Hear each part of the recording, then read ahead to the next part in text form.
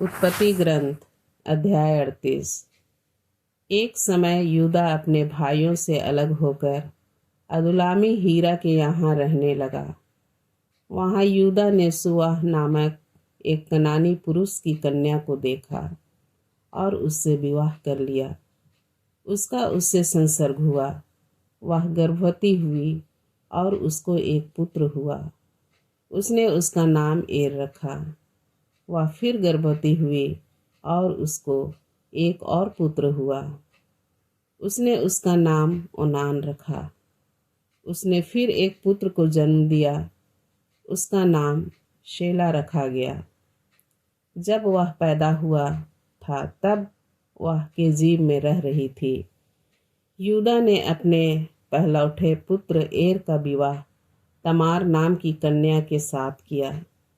परंतु यूदा का पहलौठा एर प्रभु की दृष्टि में दुष्ट था, इसलिए प्रभु ने उसे मार डाला। इस पर यूदा ने ओनान से कहा, तुम अपने भाई की पत्नी के साथ रहकर नियोग विधि के अनुसार अपने भाई के लिए संतति पैदा करो। ओनान यह जानता था कि इस प्रकार से उत्पन्न संतति उसकी न होगी, इसलिए जब उसका अपने भाई की पत्नी के साथ संसर्ग हुआ तब उसने वीर्य पृथ्वी पर गिरा दिया, जिससे वह अपने भाई को संतति न दे। उसका यह कार्य प्रभु को अच्छा नहीं लगा, इसलिए उसने उसे भी मार डाला। तब यूदा ने अपनी बहू तमार से कहा, जब तक मेरा पुत्र शेला बड़ा ना हो जाए तब तक तुम अपने पिता के घर में विधवा की तरह रहो, क्योंकि उसको यह डर था कि कहीं वह भी अपने भाइयों के समान ही न मर जाए। इसलिए तमार अपने पिता के घर जाकर रहने लगी। बहुत दिनों के बाद यूदा की पत्नी जो सुआ की पुत्री थी मर गई। जब यूदा उसका शोक मना चुका तब वह अपने अदुल्लामी मित्र हीरा के साथ तिम्ना गया, जहाँ उनके आदमी भेड़ों का ऊन काट रहे थे। तमार को यह खबर मिली कि तुम्हारा ससुर भेड़ों का ऊन काटने तिम्ना जाने वाला है। यह सुनकर उसने अपने विधवा के वस्त्र उतार दिए, अपना मुंह ढक लिया और तिम्ना जाने वाले रास्ते पर स्थित एनाइम के पर्वत मार्ग पर बैठ गई, क्योंकि उसने सोचा कि सेला इतना बड़ा हो गया, फिर भी उससे उसका विवाह नहीं किया गया। यूदा ने जब उसे देखा तो उसे देवदासी समझा, क्योंकि उसने अपना मुंह ढक लिया था। रास्ते के किनारे उसके पास जाकर उसने उससे कहा, चलो मुझे अपने साथ संसर्ग करने दो, क्योंकि वह नहीं जानता था वह उसी की पुत्र वधू है। वह बोली, आप मुझसे संसर्ग करने का मुझे क्या देंगे? उसने उत्तर दिया, झुंड में से मैं तुमको एक बकरी का बच्चा भेज दूंगा। वह बोली, जब तक आप उसे ना भेजेंगे तब तक के लिए बंधक में क्या रख रहे हैं? उसने पूछा, बंधक में मैं तुम्हारे पास क्या रखूं?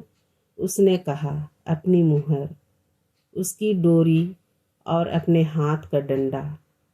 उसने उसे ये चीज़ें दे दी। तब उसका उसके साथ संसर्ग हुआ और वह उसके द्वारा गर्भवती हुई। उसके बाद वह उठकर चली गई और अपना घूंघट उतारकर फिर विधवा के वस्त्र पहन लिए।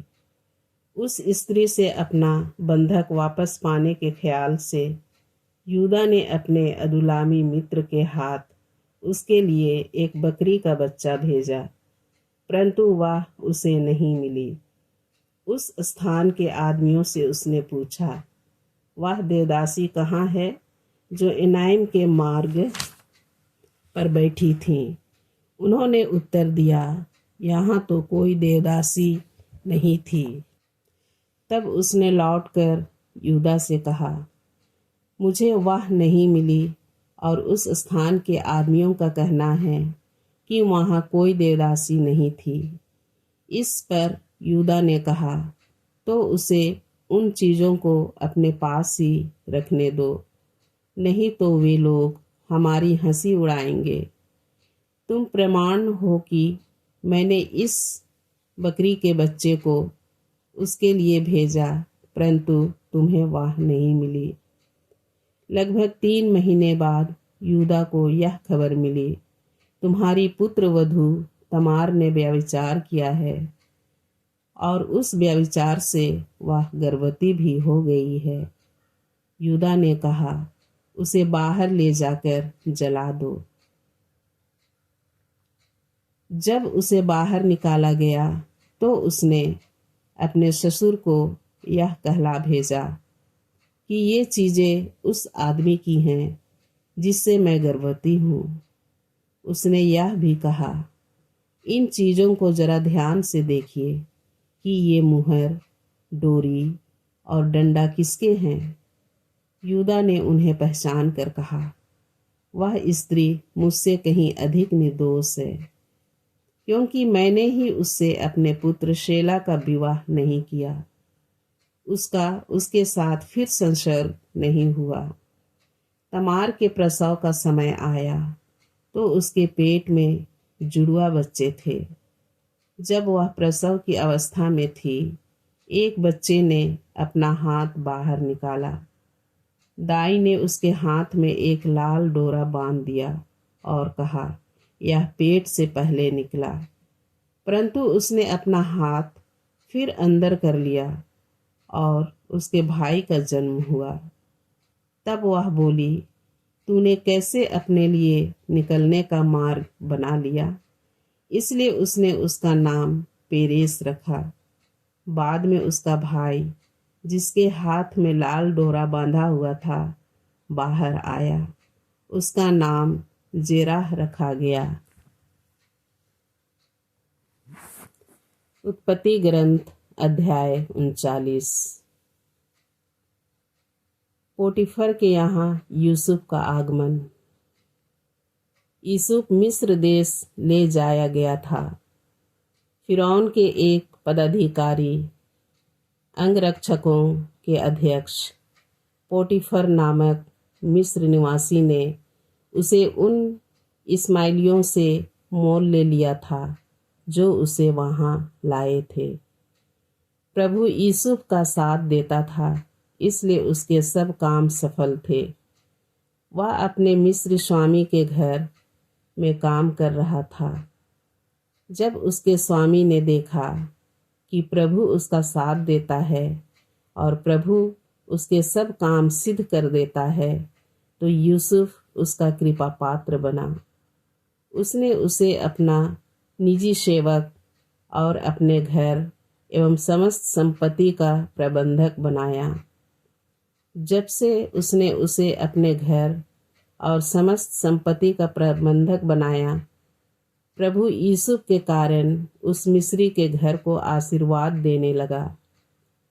क्या घर, क्या खेत, उसकी सारी संपत्ति पर प्रभु का आशीर्वाद था। इसलिए उसने अपनी समस्त संपत्ति का प्रबंध यूसुफ के हाथ में दे दिया, और उसके रहते उसे अब खाने पीने के सिवा और किसी चीज़ की परवाह नहीं रह गई। यूसुफ सुडौल और सुंदर युवक था। कुछ समय बाद उसके स्वामी की पत्नी यूसुफ पर आसक्त हुई और उसने उससे कहा, मेरे साथ सोने आओ। परंतु उसने इनकार करते हुए अपने स्वामी की पत्नी से कहा, देखिए, मेरे रहते मेरे स्वामी को अपनी घर गृहस्थी की कुछ भी चिंता नहीं रहती, क्योंकि उन्होंने अपनी समस्त संपत्ति का प्रबंध मेरे हाथ में दे दिया है। इस घर पर वह मुझसे अधिक अधिकार भी नहीं रखते सिवा आपके, क्योंकि आप उनकी पत्नी हैं। उन्होंने अपने लिए कुछ भी नहीं रखा है। फिर भी मैं इतनी बड़ी दुष्टता और ईश्वर के विरुद्ध पाप कर्म कैसे कर सकता हूँ? वह प्रतिदिन यूसुफ को प्रलोभन देती रही। परंतु उसने उसकी एक न सुनी।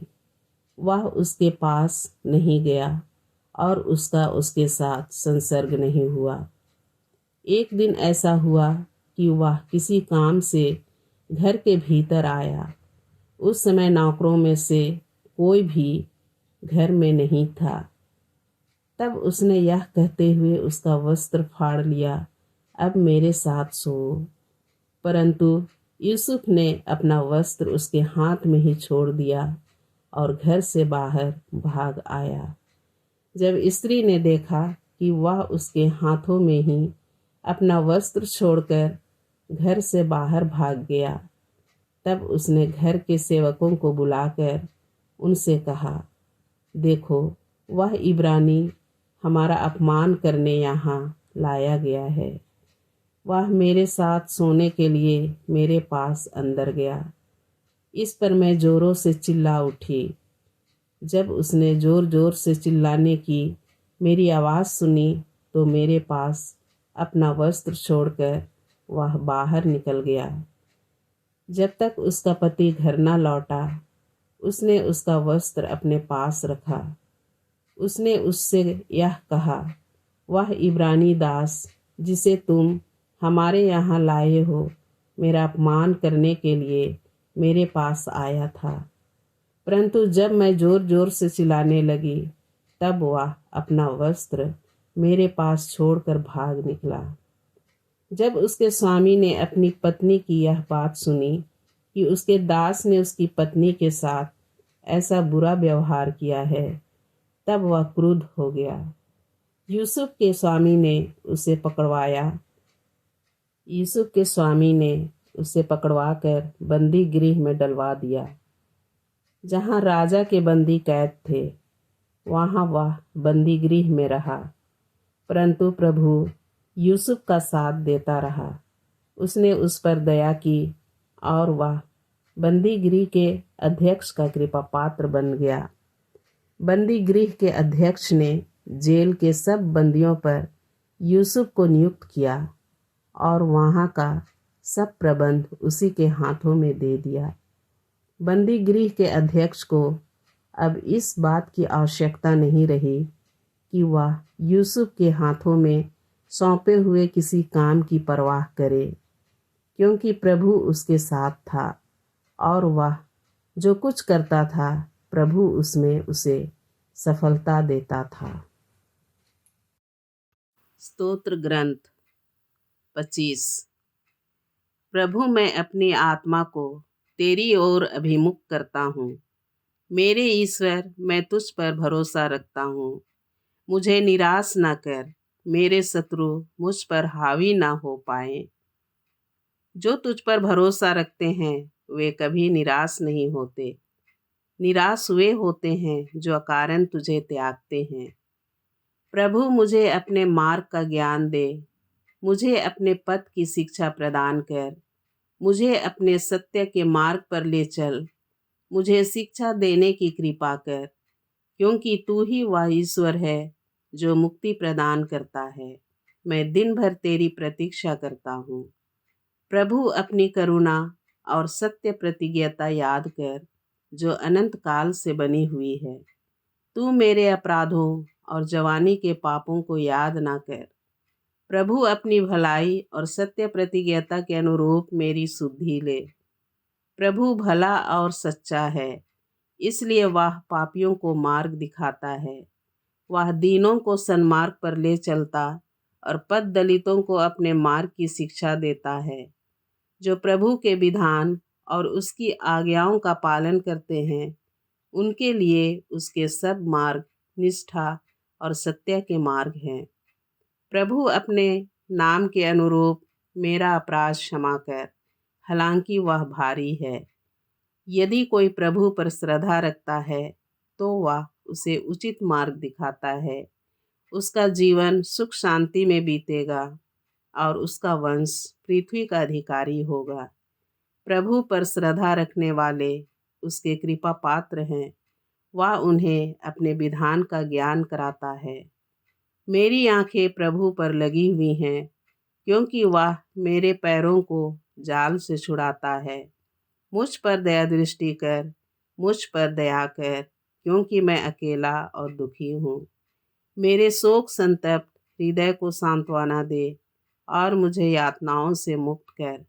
मेरी दुर्गति और कष्ट पर ध्यान दे, मेरे सब पाप क्षमा कर। यह देख कि मेरे शत्रु कितने अधिक हैं और वे मुझसे बैर और अत्याचार करते हैं। मेरे जीवन की रक्षा कर, मेरा उद्धार कर। मैं तेरी शरण आया हूँ, मुझे निराश ना कर। मेरी सच्चाई और धर्मनिष्ठा मेरी रक्षा करे, क्योंकि मुझे तेरा भरोसा है। ईश्वर इस्राएल को संतमती का सुसमाचार, अध्याय 14, पद संख्या 1 से 21। उस समय राजा हेरोद ने ईसा की चर्चा सुनी और उसने दरबारियों से कहा, यह यूहन्ना बपतिस्ता है। वह जी उठा है, इसलिए वह महान चमत्कार दिखा रहा है। हेरोद ने अपने भाई फिलिप की पत्नी हेरोदियस के कारण यूहन्ना को गिरफ्तार किया और बांधकर बंदीगृह में डाल दिया था, क्योंकि यूहन्ना ने उससे कहा था, उसे रखना आपके लिए उचित नहीं है। हेरोद यूहन्ना को मार डालना चाहता था, किंतु वह जनता से डरता था, जो यूहन्ना को नबी मानती थी। हेरोद के जन्मदिवस के अवसर पर हेरोदियस की बेटी ने अतिथियों के सामने नृत्य किया और हेरोद को मुक्त कर दिया। इसलिए उसने शपथ खाकर वचन दिया कि वह जो भी मांगेगी उसे दे देगा। उसकी माँ ने उसे पहले से सिखा दिया था, इसलिए वह बोली, मुझे इसी समय थाली में यूहन्ना बपतिस्ता का सिर दीजिए। हेरोद को धक्का लगा, परंतु अपनी शपथ और अतिथियों के कारण उसने आदेश दिया कि उसे सिर दे दिया जाए, और प्यादों को भेजकर उसने बंदीगृह में यूहन्ना का सिर कटवा दिया। उसका सिर थाली में लाया गया और लड़की को दिया गया, और वह उसे अपनी माँ के पास ले गई। यूहन्ना के शिष्य आकर उसका शव ले गए। उन्होंने उसे दफनाया और जाकर ईसा को इसकी सूचना दी। ईसा यह सुसमाचार सुनकर वहाँ से हट गए और नाव पर चढ़कर एक निर्जन स्थान की ओर चल दिए। जब लोगों को इसका पता चला तो वे नगर नगर से निकलकर पैदल ही उनकी खोज में चल पड़े। नाव से उतरकर ईसा ने एक विशाल जनसमूह देखा। उन्हें उन लोगों पर तरस आया और उन्होंने उनके रोगियों को अच्छा किया। संध्या होने पर शिष्य उनके पास आकर बोले, यह निर्जन स्थान है और दिन ढल चुका है। लोगों को विदा कीजिए, जिससे वे गांवों में जाकर अपने लिए खाना खरीद लें। ईसा ने उत्तर दिया, उन्हें जाने की जरूरत नहीं, तुम लोग ही उन्हें खाना दे दो। इस पर शिष्यों ने कहा, 5 रोटियों और 2 मछलियों के सिवा यहाँ हमारे पास कुछ भी नहीं है। ईसा ने कहा, उन्हें यहाँ मेरे पास ले आओ। ईसा ने लोगों को घास पर बैठा देने का आदेश देकर वे 5 रोटियां और 2 मछलियां ले लीं। उन्होंने स्वर्ग की ओर आंखें उठाकर आशीष की प्रार्थना पढ़ी और रोटियां तोड़ तोड़ कर शिष्यों को दे दी, और शिष्यों ने लोगों को। सबों ने खाया और खाकर तृप्त हो गए, और बचे हुए टुकड़ों से 12 टुकड़े और बचे हुए टुकड़ों से 12 टोकरे भर गए। भोजन करने वालों में स्त्रियों और बच्चों के अतिरिक्त लगभग 5,000 पुरुष थे।